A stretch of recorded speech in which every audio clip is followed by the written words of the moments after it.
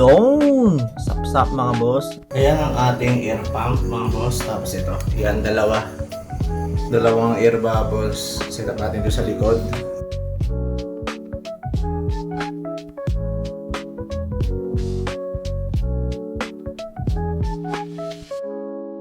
Yan ang itsura niya mga boss. Yan, magandang view.